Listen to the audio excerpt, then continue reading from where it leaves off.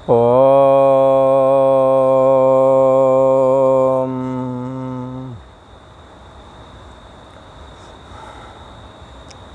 श्री योग वासिष्ठ के स्थिति प्रकरण में श्री वशिष्ठ जी महाराज बोले, हे राम जी, अज्ञानी जगत को असत्य नहीं जानते, इसलिए जगत को जगत में ही रचे पचे हैं और सदा स्थित रहने वाला जगत है ऐसा जानने लगते हैं। परंतु जब उसमें उनके परिजन आदि के शरीर शांत होते हैं, मृत्यु को प्राप्त होते हैं, तब उन्हें भी लगता है और वो कहते हैं कि भाई यहाँ संसार में कोई भी स्थायी नहीं है, सब नाशवान हैं। उपदेश करते हैं आपस में और फिर वही काम चालू कर लेते हैं। जगत के समस्त पदार्थ विनाश रूप हैं, परंतु दृश्य से जगत असत्य नहीं भासता। ये दृश्य जगत जो है ना, हाँ, ये दृश्य सामने जो दिखता है वो दृश्य है। जब आप ही देखने वाले हमेशा नहीं रहने वाले तो दृश्य कहाँ रहेगा, वो भी एक दिन नहीं रहेगा। देखते ही देखते आज के 30 साल पहले वाला दृश्य यहाँ हरिद्वार का कैसा था, अब कैसा हो गया है। और इस सब सरोवर में कितने लोग तब रहते थे, अब कितने हैं, पैर रखने की जगह ही नहीं। ये दृश्य बदलता रहता है। तो कहते हैं कि इस संसार में जिन पदार्थों की सत्यता दृढ़ हो गई है, राम जी, अज्ञानी के अंदर जो दृढ़ता आ गई है कि ये पदार्थ सत्य हैं, पर हे राम जी वो भी नाशवान ही हैं, कुछ ना रहेगा। पदार्थ सत्य भासता है, कोई असत्य भासता है उन्हों को, अज्ञानियों को। आत्मज्ञानी के लिए ये बात नहीं। आत्मज्ञानी तो आत्मा के अलावा बाकी सभी को मिथ्या जानता है। पदार्थ सत्य भासता है, कोई असत्य भासता है। इस जगत में ऐसा कौन पदार्थ है जो कल्पना से विस्तार रूप ब्रह्म में ना बने। ऐसा कौन सा पदार्थ है जिस पदार्थ को आप स्वप्न में ना देखें। जैसा आप दुनिया देखते रहे वैसा ही सपना देखते हैं। कई बार ऐसा भी सपना देखते हैं जो सपना में देखा वर्तमान और जागे तब वो वर्तमान नहीं निकल रहा। तब लोग कहते हैं 4 बजे का सपना है, आगे भविष्य में ये घटेगा, लगता है ये घटना होने वाली है। परंतु जो घटना होने वाली है वो घटना आपकी देखी दिखाई है कि ऐसा ऐसा होना है। जैसे रामचरितमानस में त्रिजटा नाम राक्षसी एका, सबन बुलाए सुनाए से सपना, अपना सपना सुनाया है और कहा कि मैंने इसको देखा है सुबह सुबह।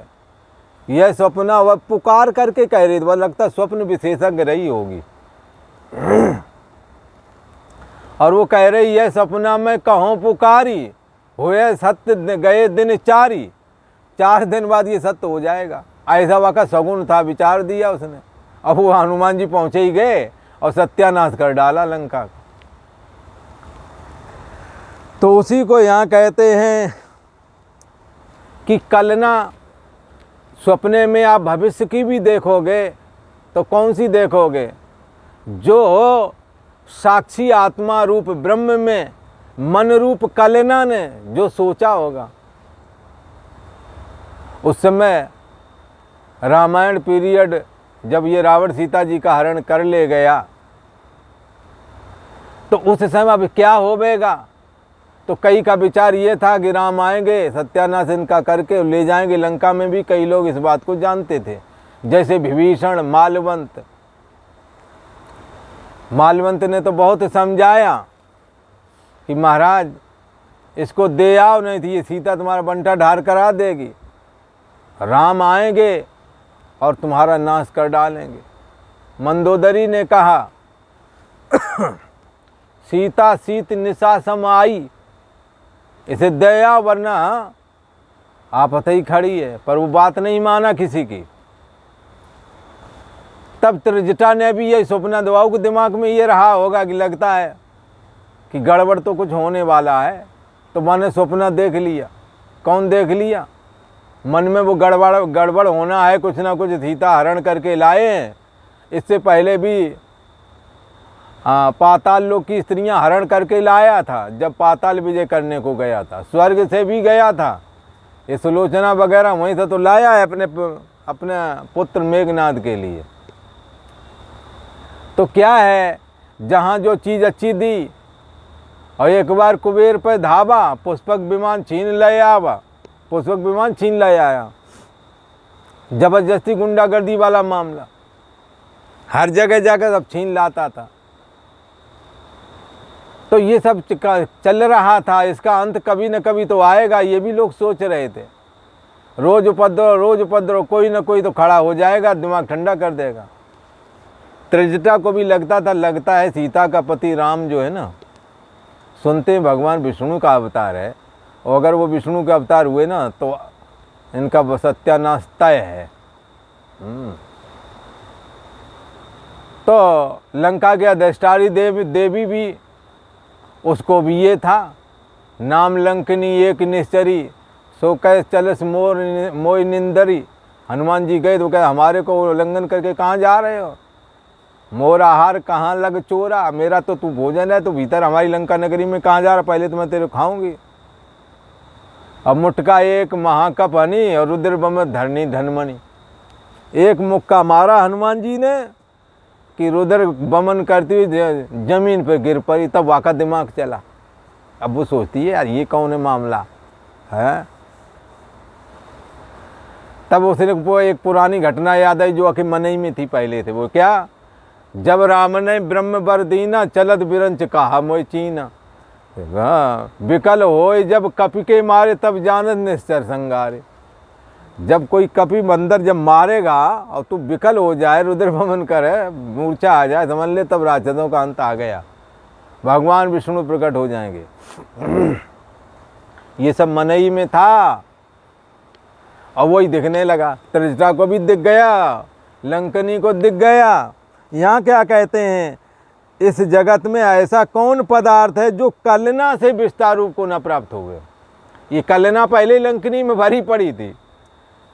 हाँ, तब माने बाद में सत्संग तात स्वर्ग अपवर्ग सुख धरी तुलायक तंग, धरी तुलायक संग तुल न ताय सकल मिल, जो सुख लव सत्संग। सत्संग की बड़ी महिमा है, आत्मा का सत्संग जरूर करना चाहिए। सुनते सुनते दीवारें चल जाती हैं भला। आत्मा का सुनने से आत्मा भी तुम्हारे अंदर प्रकट हो ही जाएगा, संशय नहीं करना। सुनने से ही सारे ज्ञान धारण किए हैं। आपने माता को सुनने से जाना, पिता को सुनने से जाना भला। ये हमारा मकान, ये पराया दुकान है, पराया मकान है, ये सुनने से जाना। ये अपने लोग हैं, बाकी पराये, ये सुनाया है माता ने तुम्हें मंत्र। बेटा ये तुम्हारे मामा है, मामा को नहीं जानते थे, तब से मामा कहना चालू कर लिया। और मामा को माँ भी सपोर्ट खूब कर रही थी क्योंकि भाई था उसका। इसलिए बच्चा उसको बहुत जल्दी पकड़ता है जिसको माँ पकड़े हो। तो मामा को माँ पकड़े हुई थी। तो क्या है, ये सब हमने सुन सुन के जाना है। और सुन सुन करके दे मैं हूँ, ये तुम्हारी जाति है, कुल गोत्र आदि, ये भी सुन सुन कर जाने हैं। तो सुन सुन करके ये भी जानोगे तुम आत्मा हो, तुम ब्रह्म हो। तो हम शरीर जन्म से पहले नहीं थे, मरण के बाद में नहीं रहोगे, ये सुनने से ही जानोगे। कोई कहेगा सुनने से जान जाएंगे, बोले हाँ जान जाओगे, क्योंकि ज्ञान तो सुनने ही से होता ही है। फिर ये श्रोतव्यो, फिर बाद में मंतव्यो निदिध्यास्तव्य क्यों कह दिया है? जब सुनने ही से जानते तो कहते थे आत्मा का श्रवण करो, मंतव्यो निदिध्यास्तव्य ना कहते। बोले बात तो सही है, श्रुति कभी गलत तो कहती नहीं है। श्रुति कहते हैं वेद को, उपनिषद को। तो फिर क्या है, देखो ज्ञान सुनने से ही होता है। सुनने में जो संशय आ जाता है उसकी निवृत्ति मनन और निदिध्यासन से।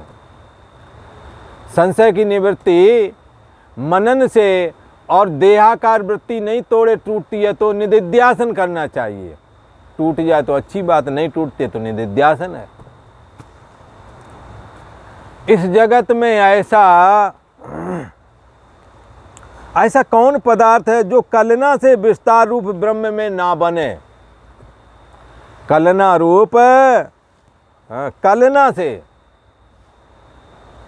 विस्तार रूप व्यापक ब्रह्म में ना बने। कलना रूप क्या है? तुम्हारा मन, तुम्हारी बुद्धि, चाहे जो नाम ले लो, अंतःकरण का ही नाम है, चाहे मन कहो, चाहे बुद्धि कहो, चित्त कहो, अहंकार कहो, कुछ भी कह लो, चार अंग ही है।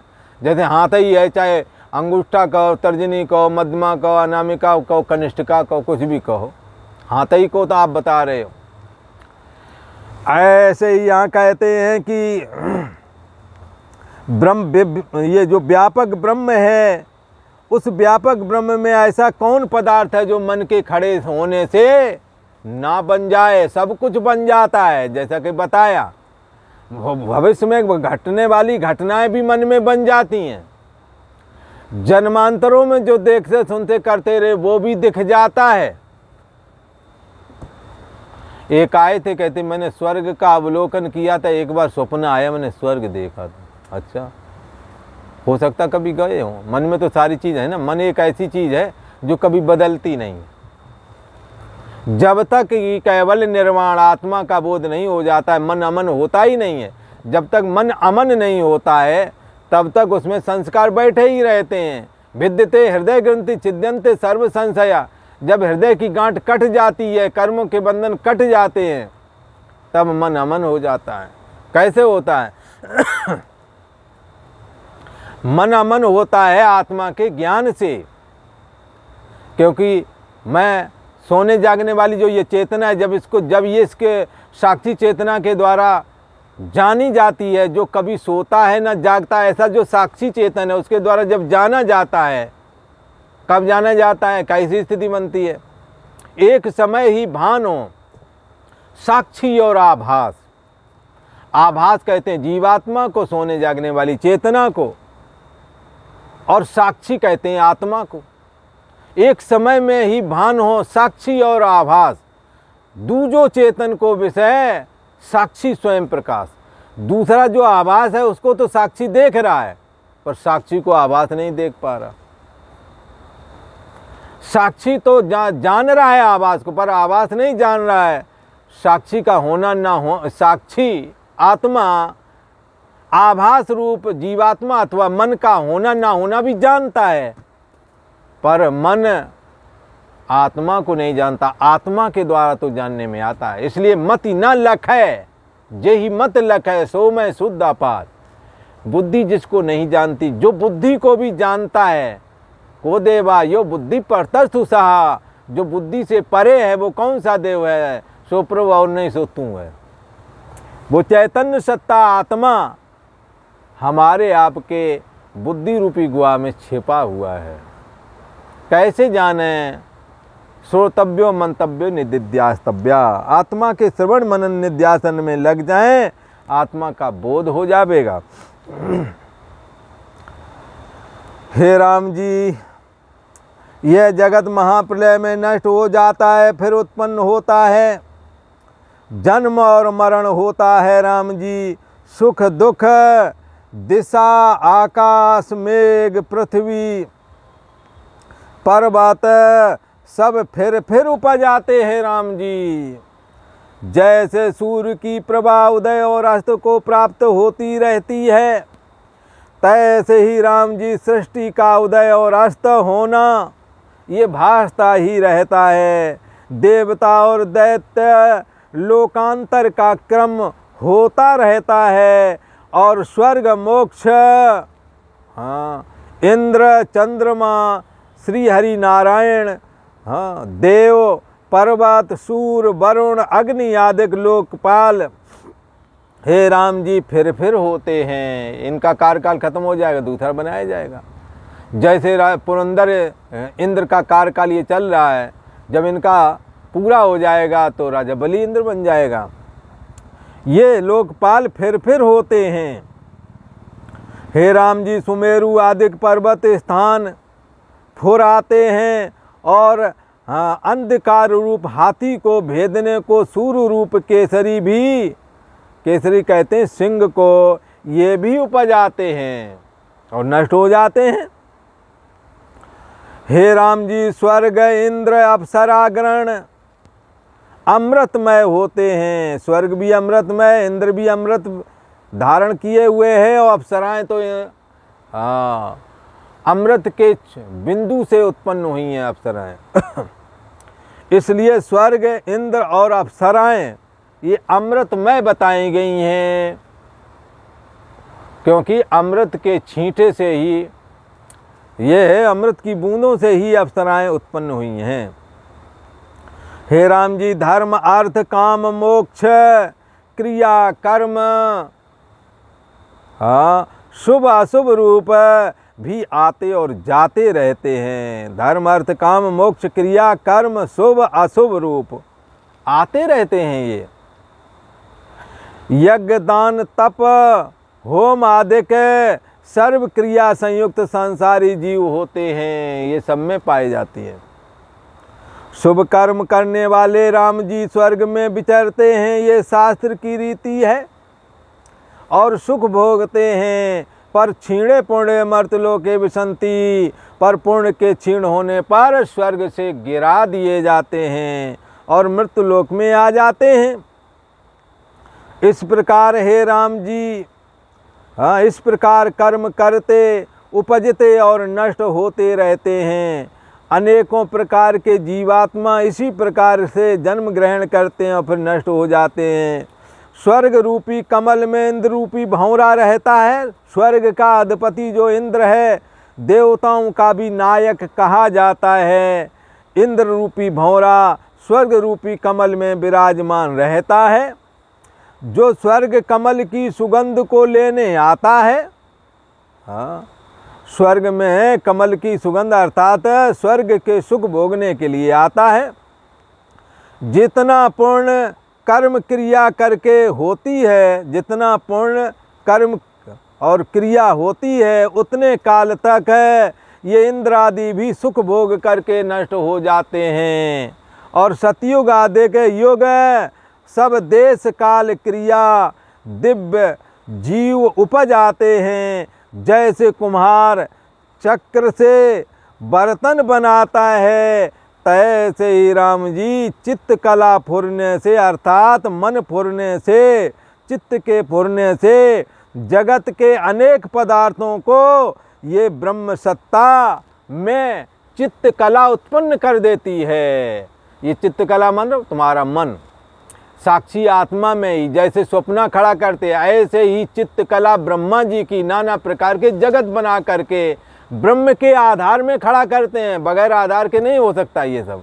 जैसे स्वप्ने वाला जगत साक्षी आधार है, ऐसे ही सारे जगत का आधार ब्रह्म है। तो इस प्रकार से चित्त कला फुरने से जगत के अनेक पदार्थों को उत्पन्न करती है, पर आधार और दृष्टांत तो ब्रह्म ही रहता है। आज इतना ही। ओम।